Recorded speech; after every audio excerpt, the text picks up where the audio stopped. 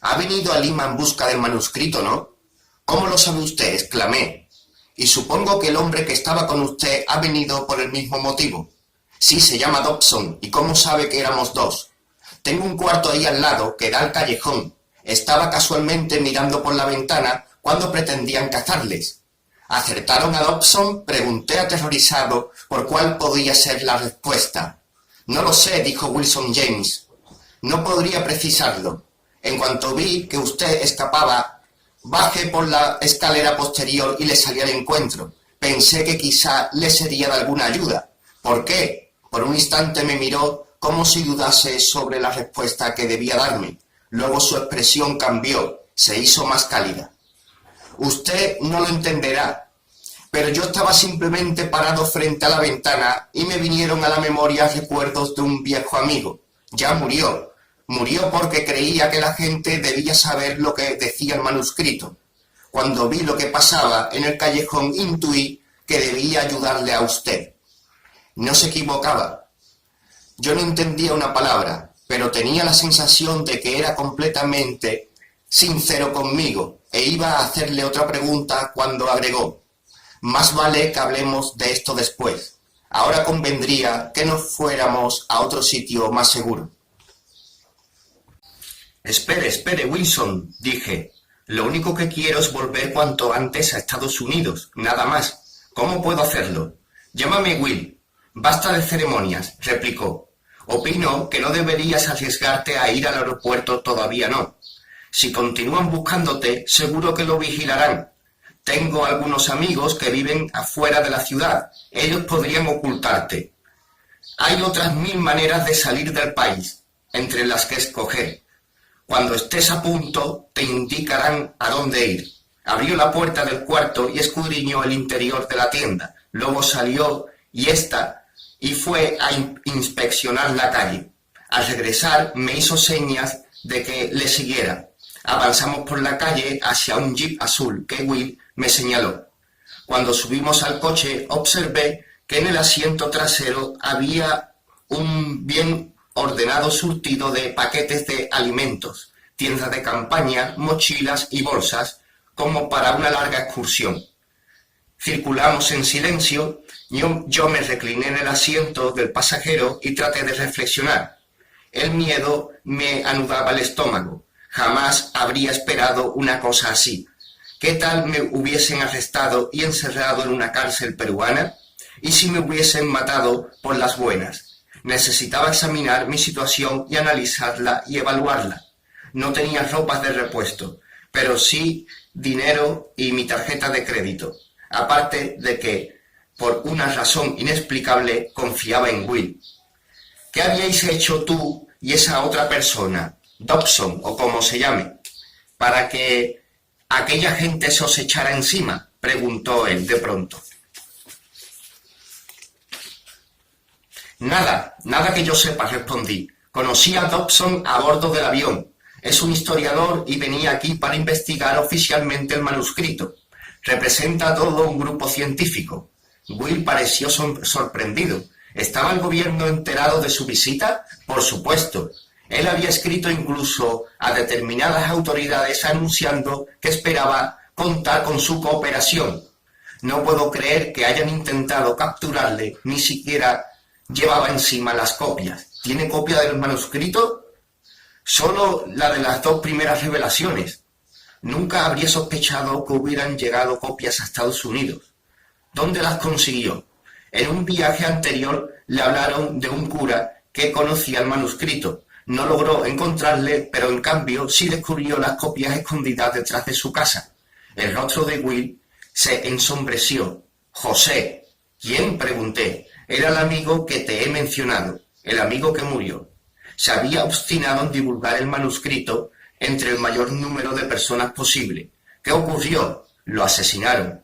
No sabemos quién. Su cuerpo fue encontrado en medio de un bosque a muchos kilómetros de su casa, pero forzosamente he de creer que fueron sus enemigos. ¿El gobierno? Ciertas personas del gobierno o de la iglesia. ¿A tanto está dispuesta su iglesia? Quizá. La iglesia está secretamente en contra del manuscrito. Existen unos pocos sacerdotes que entienden el documento y lo defienden clandestinamente, pero han de tener muchísimo cuidado. José hablaba abiertamente de él, a quienquiera que estuviese dispuesto a escuchar y aprender. Durante meses antes de su muerte, le recomendé que fuera más sutil, que cesara de entregar copias al primero que se las pedía. Me respondía siempre que estaba convencido de cumplir con su deber. ¿Cuándo fue descubierto el manuscrito? Su primera traducción data de hace 3 años, pero nadie sabe con exactitud cuándo fue descubierto. El texto original circuló durante mucho tiempo entre los indios, hasta que lo encontró José. Él solo se las ingenió para traducirlo. Por supuesto, en cuanto la Iglesia se enteró de que el manuscrito decía, hizo cuanto pudo para eliminarlo totalmente. Lo único que ahora tenemos son copias. A juzgar por lo que sabemos, el original fue destruido. Will había conducido en dirección este, alejándose de la ciudad, y ahora recorríamos una estrecha carretera de 2 carriles que atravesaba una zona copiosamente irrigada. Pasamos ante varias casitas de madera, a las que siguió un amplio pastizal delimitado por una cerca, que al parecer había costado una considerable suma de dinero. ¿Te habló Dobson de las 2 primeras revelaciones?, preguntó Will. Me contó cosas sobre la segunda revelación, repliqué. Tengo una amiga que me había informado sobre la primera. Una amiga que en otra ocasión entrevistó a un cura, supongo que a José. ¿Y entiendes las 2 visiones? Creo que sí. ¿Entiendes que los encuentros casuales tienen con frecuencia un significado más profundo? Al parecer, dije, todo este viaje ha sido una sucesión de coincidencias. Eso empieza a ocurrir en cuanto tú estás alerta y conectas con la energía. ¿Conecto con qué? Will sonrió. Es algo que el manuscrito menciona más adelante. Me gustaría oírlo. Ya hablaremos después, dijo él, indicándome con un movimiento de cabeza que iba a desviar el vehículo por un camino lateral cubierto de grava. Un centenar de metros más adelante había una modesta casa de madera. A la derecha de esta, Will buscó la sombra de un árbol y detuvo el jeep. Mi amigo trabaja para el propietario de una gran hacienda, a la que pertenece la mayoría de las tierras de esta zona. Continuó diciendo, la casa también. El hombre es muy poderoso y en secreto da su apoyo al manuscrito. Aquí estarás seguro. En el porche de la vivienda se encendió una luz y un hombre bajo un grueso y aparentemente un peruano salió con presteza, sonriendo ampliamente y diciendo algo en castellano y en tono entusiasta. Al llegar junto al jeep dio a Will unas fuertes palmadas en la espalda y me dedicó a mí una mirada cordial. Will le pidió que hablara en inglés y nos presentó. «¿Necesita ayuda?», explicó el hombre. «Quiero volver a los Estados Unidos, pero deberá tener mucho cuidado. He pensado en dejarle aquí contigo». El peruano miraba atentamente a Will. «Tú estás a punto de marcharte otra vez en busca de la 9ª revelación, imagino», observó. «Sí», dijo escuetamente Will, mientras se apeaba del jeep. «No me apeé también por el lado contrario, yo me apeé también por el lado contrario». Y, de vuelta al vehículo, Will y su amigo habían comenzado a andar y sostenían una conversación que no alcancé a oír. Solo cuando llegué a su altura capté que el peruano decía en inglés: «Pondré en marcha los preparativos». Siguió su camino y Will se detuvo y se devolvió hacia mí. Yo pregunté: ¿a qué se refería eso de la 9ª revelación? Una parte del manuscrito no ha sido encontrado todavía. En el texto original que conocemos hay 8 revelaciones, pero en él se menciona una más, la 9ª. Muchas personas han estado buscándola. ¿Y tú sabes dónde está? No, lo cierto es que no lo sé. ¿Cómo piensas encontrarla entonces? Will sonrió. Del mismo modo que José encontró las 8 originales, del mismo modo que tú encontraste las 2 primeras y después te tropezaste conmigo. Si uno puede conectar y acumular suficiente energía, los acontecimientos fortuitos empezarán a producirse sin cesar. Dime cómo se hace eso, le incité. ¿A qué revelación corresponde?